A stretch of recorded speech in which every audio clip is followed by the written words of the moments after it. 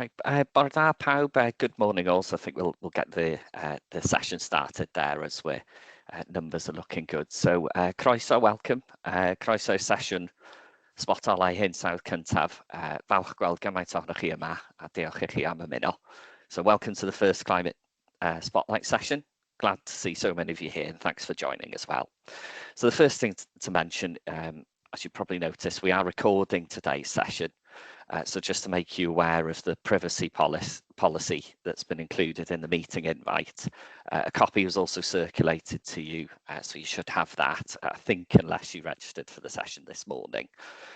So of course, any objections with that recording, please let us know, or of course, you can leave the session at this time. So just to flag that. So welcome, croeso, to the session. So it's being facilitated by the WLGA's Climate Change Support Programme, which is funded by Welsh Government. And just to give you a bit of context really, so the aim of our programme is to support Welsh councils in preparing for a net zero public sector by 2030. So this is the very first session on our Climate Spotlight series, and today's topic is climate adaptation. I'm really pleased to introduce our three speakers today. So we have Jean-Francois Dulong from WLGA, and Michelle Delafield and Lindsey Bromwell from Welsh Government as well. So how the session works, we'll hear from all our speakers, and then we've got a good chunk of time at the end for a Q&A as well. So please get involved. You can use the chat bar. You can raise your hand at the end after our speakers have presented and gone through today's topic. So yeah, it's a 45-minute session, and we will be finishing at 11:45. I'll try and keep us to time as well. So I think that's all I wanted to say. So I'll hand over to Michelle and Lindsey now to get us started, I believe. Thank you. Diolch. Hopefully you can see my slides okay. Yeah, thank you for having us along today. We really welcome this opportunity to talk to you about climate adaptation, and very mindful that local government has a really significant role to play in this along with us. So Lindsey and I work within the Central Climate Change team within Welsh Government, and we lead on the national strategic approach to climate adaptation policy. Obviously, there's a lot of coordination that happens across different policy areas and policy teams across Welsh Government where some of the key actions are delivered. By lucky coincidence as well, our little team within climate division, also we cover public sector decarbonisation as well. So you might come across us in that capacity as well. We thought, so I'm going to hand over to Lindsey in a moment to talk through the some of the details of the climate adaptation strategy for Wales, which we published in October. But first, we thought it might be helpful to kind of run through some of the basic background really to what this is we're all talking about today. Really starting with basics. When thinking about a response to climate change, there's two main areas that we think about in terms of the policies that are needed. One area obviously is limiting the extent of further global warming by emissions reduction, so decarbonisation. And then the other aspect, which obviously we're focusing on today, is adaptation. And by that we mean the actions we all need to take to adjust to the climate change that's already happening and predicted to continue to happen into the future. And we can't really tackle one without the other. There's some really important interdependencies between the two elements. So it's important that we think about both in our response to climate change. The reason for putting this graph up right at the start is because it does, I think, illustrate quite nicely a couple of really key important things in terms of the context for what we're dealing with. The graph shows, the green bit of the graph is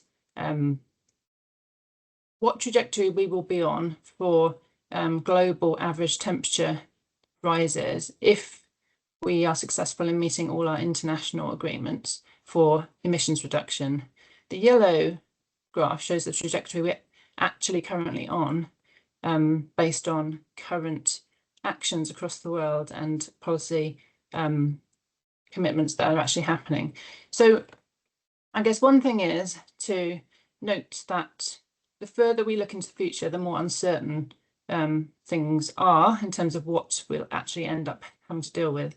But another really important thing is that almost regardless of what trajectory we end up on, further global warming over the next couple of decades, say up to 2050 or possibly longer, is already locked in. So we know it's going to continue to become more noticeable. We have to deal with more changes to the climate, even almost whatever trajectory we're on. So just to run through some of the changes to our weather systems that these quite small changes in global temperature rises actually result in. So even in like some of the lower emission scenarios, we can expect to see a near doubling of extreme heat wave days, and the same for periods of drought. The flip side to that, I guess, is that we can expect to have less ice days, and obviously that's something else for local authorities to be taken into account. And then rainfall, we can expect an increase in periods of heavy rainfall with increased risk of flooding, which I know everybody's already starting to have to try to deal with. And then in addition, of course, and it's very significant for us in Wales with our coastline, we need to be thinking about the fact that sea levels are continuing to rise and potentially even up to 1 metre in some of the higher emission scenarios in places where that's a risk, and increasing rates of coastal erosion, and then increasing frequency of severe storms. So all of these changes to our weather systems and increasing instance of extreme weather events have some direct impacts on what we do, and also indirect impacts in terms of things like disruption to supply chains, transport networks, power supplies, all of these things which we need to be thinking about in everything we do. It can't really be an add-on because it's going to be the context that we need to be working in the future. So in terms of our national policy approach, the evidence that we use to inform that mainly comes from the Climate Change Committee, who are our statutory advisors on climate change matters. And the two main evidence sources that have informed the strategy are the 2021 climate change risk assessment the CCC produces every 5 years. That's the most recent one. And also we commissioned, which was published in 2023, a progress report for adaptation in Wales, which gave us a lot of recommendations of things we should be thinking about doing. But really, there's a lot of detail and it's worth looking at those. But the real take-home messages from all that evidence is that climate risks are increasing across the board, and that adaptation actions have not been keeping pace.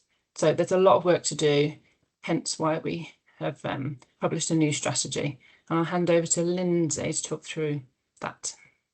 Thanks, Michelle. So we were really pleased to publish the Climate Adaptation Strategy for Wales last October, and this sets out all the work right across Welsh Government that's being done to make ourselves more resilient to climate impacts in future. And it really does touch upon every aspect of work of the Welsh Government. Next slide, please. So we've got quite a busy slide here, but I think what it sets out or tries to do is that we have the main strategic document, and then we also have 15 sectoral adaptation action plans, which cover more detail about the actual work that's been taking place. These are all systems-based, a systems-based approach, and it's outcomes-focused, and the outcomes are actually matched to the Climate Change Committee's monitoring maps in this area. And what the diagram shows is how interrelated all of these areas are. So whatever you're doing in towns and communities will have an impact in terms of transport or energy or water. And actually you need to see all of these areas as an integrated system, and that if a failure in one area will have knock-on implications for others. And that also all of our stakeholders are really, really important and integrated into this approach. This can't be done and in a top-down, purely governmental way. We need the general public on board, we need all of our stakeholders on board, and local government is really important in terms of that connection. It also sets out a number of cross-cutting themes. So the link between adaptation and decarbonisation, and that when we're doing projects in decarbonisation, we also have to have our minds on what the impact is likely to be from an adaptation point of view. So if you're cladding a building in order to make it more insulated, that's great. However, think about the storm impact and whether that cladding is going to be sustainable, etc. So we have to just be mindful of both aspects and how they can work in unison to best effect. Also, there's the impact on social justice, so that we know that some groups will be more impacted by climate change than others, and that some of the existing inequalities in our society are likely to be exacerbated by that. That's something that we need to be really mindful of going forward. And then finally, monitoring. So it's great that we have the strategy and the action plans in place, but we also need to have a monitoring framework which shows us exactly how well we're doing over the longer term. So we're working on that at the moment, and we'll be publishing more later this year in terms of our monitoring framework. Thank you. So here's our building blocks for the future. So we've done the strategy, we now need to move into implementation. And this is a set of strategic actions that we feel are really important going forward. So public engagement is really key. We'll be working with Climate Action Wales on how to address that and reach the widest audience. We've already funded climate conversations on climate adaptation across communities in Wales, and we'll be looking at a report from those sessions very shortly. We're also considering place-based pilots and whether we can use maybe a couple of examples of work on the ground to illustrate what's important and potentially share best practice. I've spoken a little about the monitoring framework. We also need a stakeholder engagement and action at all levels, within communities, within local authorities, within health boards, etc.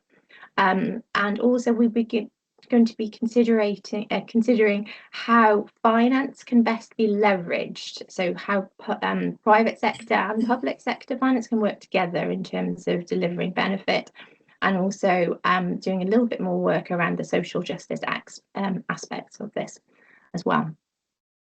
I just wanted to say a little bit more about how the strategy covers local government in particular. So we have a section 4, which is all about working together, and that was actually worked on in conjunction with WLGA, NRW, Public Health Wales, and the Public Service Boards as well, to bring all that together. And then in section 5 of the strategy, it also includes asks for others, and that includes asks of the public sector by different systems approach. Thank you. And we're looking here at the climate related risks. So at the top, we've got the risks in terms of heat, flooding, storms, drought, sea level rise, the things that Michelle was talking about a little bit earlier.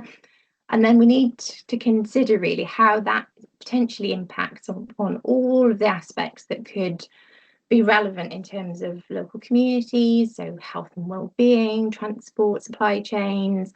And one thing that's really important is cascading impact. So you might have a failure in one system, like energy, that then impacts on your telecommunications, impacts on your water supply, etc., etc. So understanding the risk and actually assessing it and building that into your long-term thinking is going to be really, really important. I think we've got a real window of opportunity now to think ahead about what's going to be happening down the line and make sure that we're in the best possible position to deal with the impacts that we know are going to happen. So it's using this opportunity now to do that thinking and that planning ahead. And then finally, we've got some links to the strategy if you want to read further. Thank you. I think I'll hand over to Jean-Francois. Thanks, Lindsay. So I'm going to share my screen now.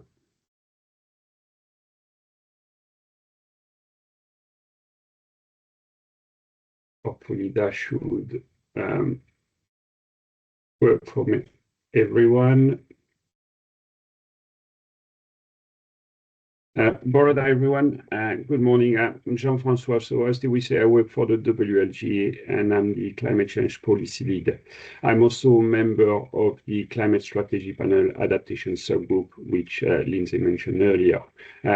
Really grateful not only to see so many people online today for this first session, but also to present on the first spotlight session.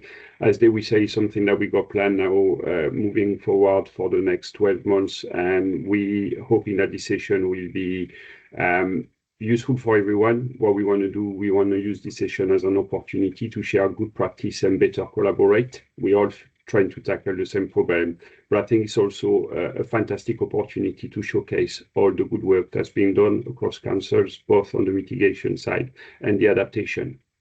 I guess for me, that first session is probably highlighting that as it was mentioned, it's about that kind of joined-up approach to climate change. This is about acknowledging the two-pronged approach necessary to deal with climate change, which is the mitigation and adaptation. And I think, whether we become net zero or not, we are already committed to some degree of climate change. So it's important that we continue that discussion. It's important that we start mainstreaming adaptation across everything we do, both at national and local level. Michelle and Lindsey have set the scene with the national adaptation strategy. And I think for my part, I'm going to try to explore how council may consider adaptation and consider the strategy as part of the work they do. I guess the first challenge for us, for council, and I think duplication on the slide, is about making sense of this strategy and understand how we can translate it locally. And for me, there are two purposes for that strategy at local level. Firstly, it's about supporting the delivery of the strategy directly and indirectly, acknowledging the interdependencies between the different sectors and the stakeholders. So it's about what role you play and how does that impact at national level and those cascading effects. But the other element of it is to use it as a stepping stone to increase councils and community resilience in the face of climate change. So when we look at it, I think perhaps a way of looking at it is to think of the national strategy as a strategic map, which allows you to identify direct and indirect dependencies between the different sectors and the services you deliver. So, for example, as it was mentioned, transport, energy supply, health and well-being will have some direct implication to your services and the way you set up your policies and your plans moving forward.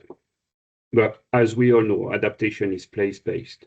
So no communities are the same, and council services are designed to support local need. So they will vary accordingly across Wales. There's not one size fits all to adaptation. So I think it's therefore important for me, for council, to use this strategy as flexibly as necessary to help align with your local priorities. And I know it's a challenging time, and many of you will be thinking of this as another thing to do, to add to the list when councils are already facing more hardship and throwing all their resources towards meeting net zero commitment. We are well aware of the challenges that you are all facing at the moment, but we are also, aware that the impact of climate change continue to increase and they're not decreasing, and not acting now is really not an option. We know that councils are already struggling to deliver the statutory duties. And if adaptation is not a statutory duty, well, why should councils be responsible? I guess being candid, I could say that we might think of it as a moral duty. After all, I think for me, what was the point of creating long-term plans and strategy to boost prosperity and well-being of communities if the services and infrastructure which underpin their successes are not resilient and adaptable to a changing climate and other challenging that may come from that? There's a range of financial risks and challenges that will come from climate change as well. So there is a need for councils and services to become resilient and adaptable. We know there are no dedicated budgets for this work, but the cost of doing nothing now will be far greater in the future. So it's about incremental change and where to try to prioritize where focus needs to be done, small steps at a time. We also know that we're struggling with capacity and retention issues, but adaptation for me is mostly about reviewing the way services are delivered and building on existing partnerships. So Michelle and Lindsey mentioned the work that PSP are doing in this field. There's a lot of good work doing by PSP in area, and I think the Climate Change Committee was quite highlighting the importance of building on from this relationship and then drawing on from expertise from these bodies. So as I say, I think for me, adaptation is about upskilling existing workforce and better integration of services, all of which can be done through changing the way we do and the way we do things and the way we work.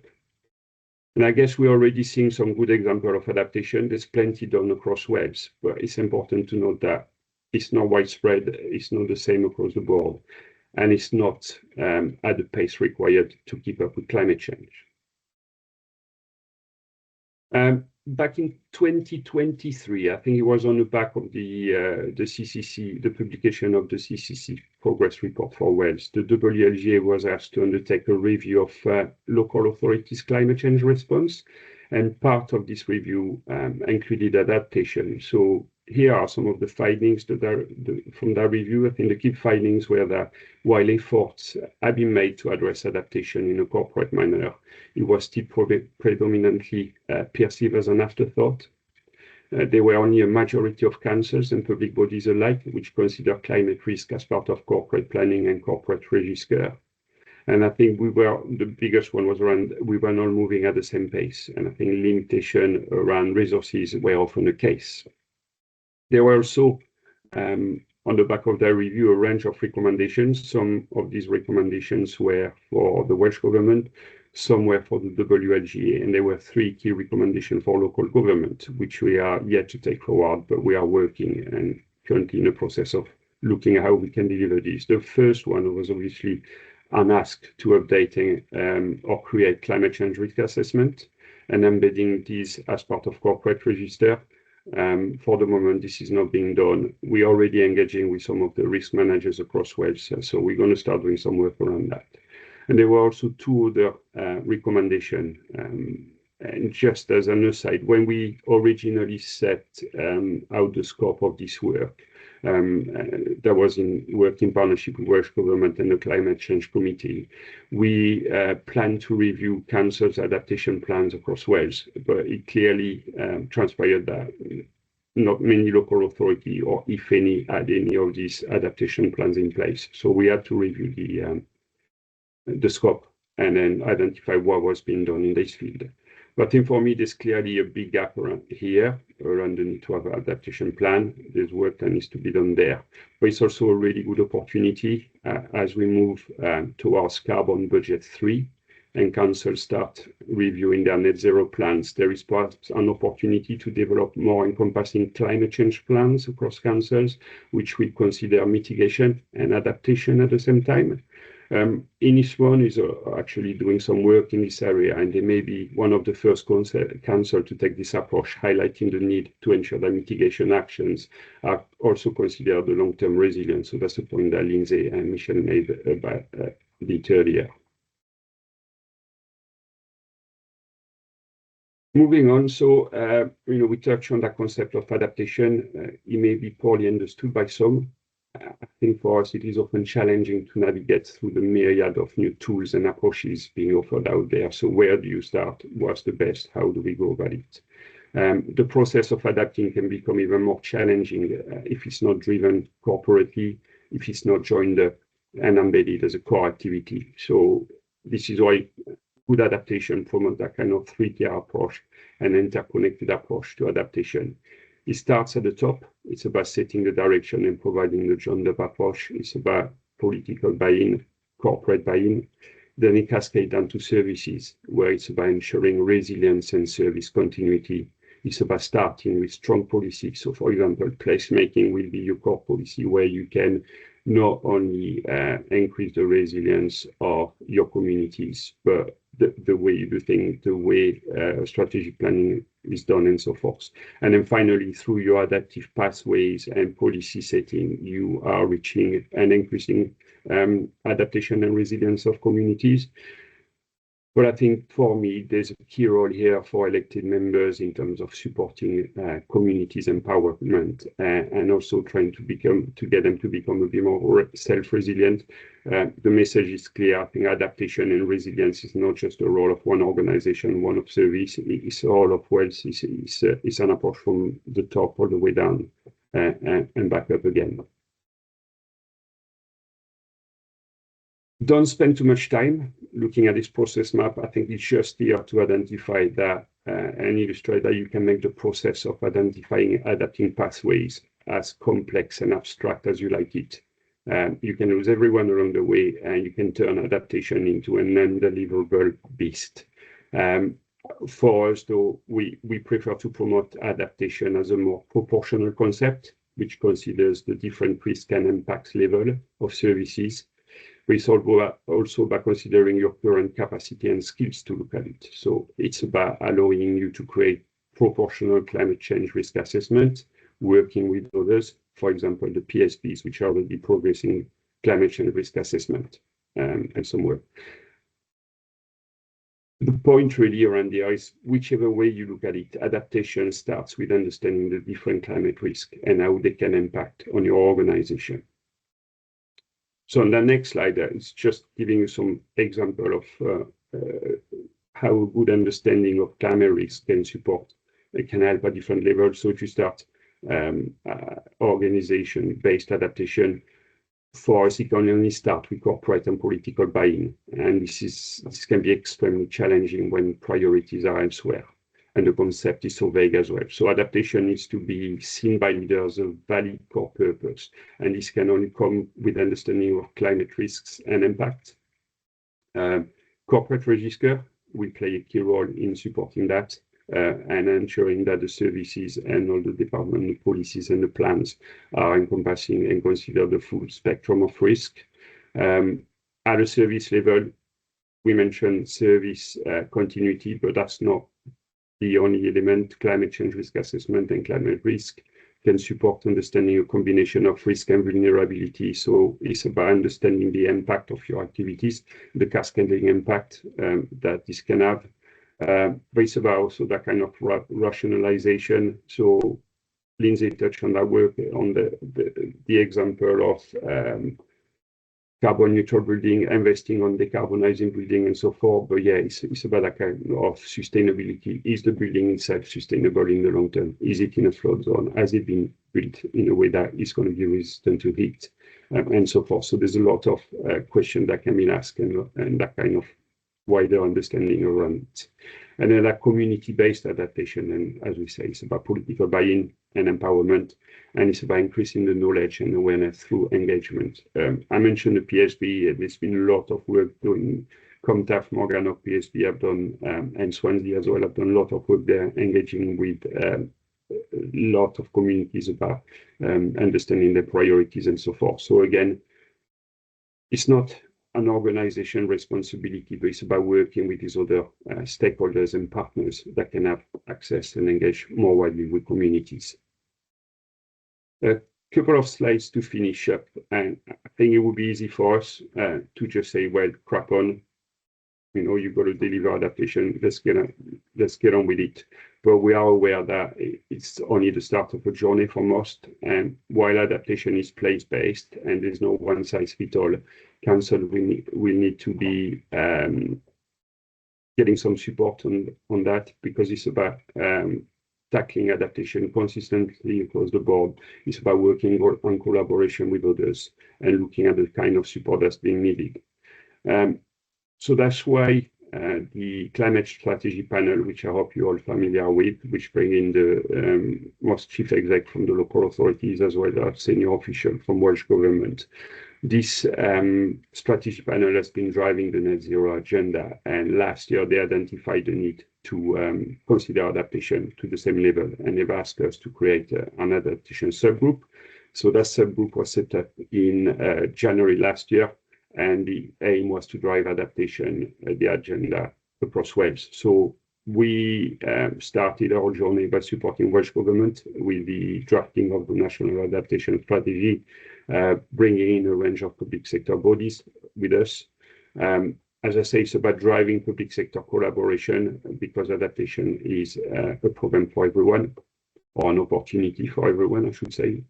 And it's also about identifying and delivering support for council. So we want to help you in terms of through this journey by identifying what's needed and providing you a range of output to deliver the outcome. And ultimately, working with chief execs and senior officials, we want to use that group to seek that kind of corporate and political buy-in that you will need to deliver adaptation locally. That work is already started. So as Michelle said, we already input in the national strategy in terms of setting out what local government was doing around adaptation. And the next step of work that we're looking to do, and that's similar to the net zero commitment, we want to work with leaders across Wales to develop a range of commitments around adaptation, which will drive the work moving forward. And we've identified 4 areas where we will put a set of commitments in place. One is around that collaboration and partnership. Again, we're working with the wider public bodies, working with the PSPs and so forth. One is around that kind of corporate service resilience. One is around community resilience, and the last one is around leadership and getting everybody on board politically.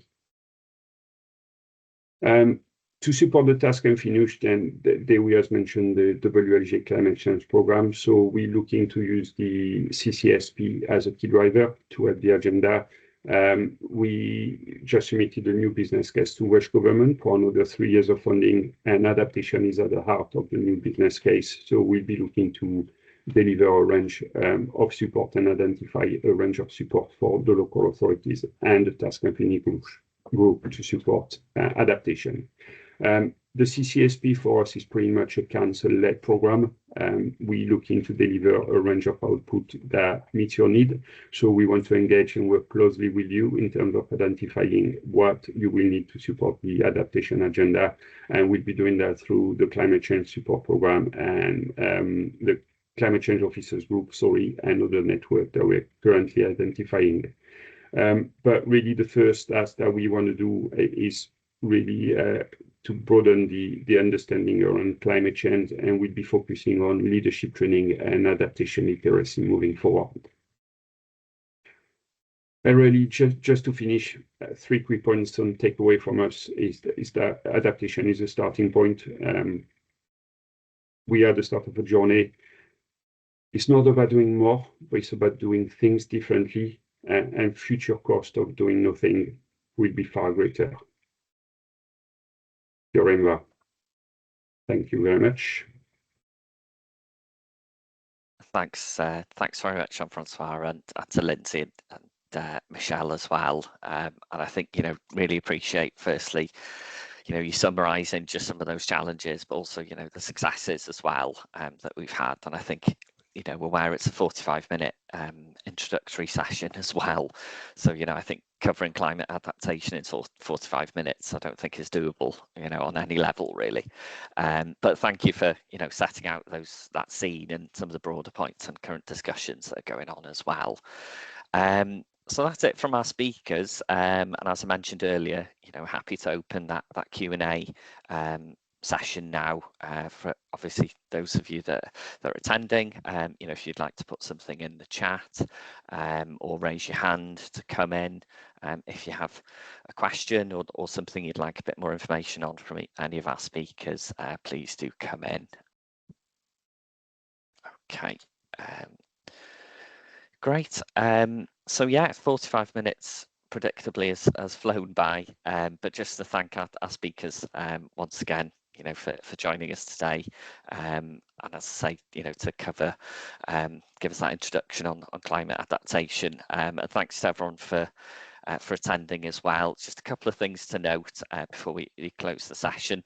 I did mention this is the first of our climate spotlight sessions, so just to draw your attention, we've got one in February, one in March, so the next one is 17th of February, and we have Alex Ellis from Flintshire Council presenting on integrating carbon impacts within decision making, and then the one following that, the next climate spotlight session, is 26th of March. We have James Smolinski from Public Health Wales from behavioural science unit, and we'll be talking about behavioural science in climate change as well.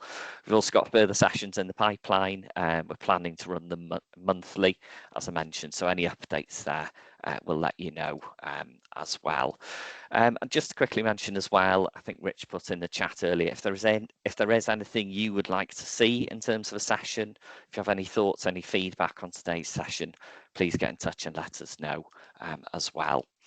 So we'll share a copy of the slides. I'll include booking links for those next sessions as well in the email that goes out to you. And as I mentioned with today's recording, that'll be available shortly after the end of today's session as well. So I think, yeah, that brings us to close then on the session, really, just to say diolch yn fawr iawn I chi am fynychu. Thanks very much for attending, all of you, and we hope to see you at the next one. So diolch yn fawr, thank you very much. Hwyl fawr. Thanks very much. Thanks all, bye. Diolch. Thank you. Diolch. Well.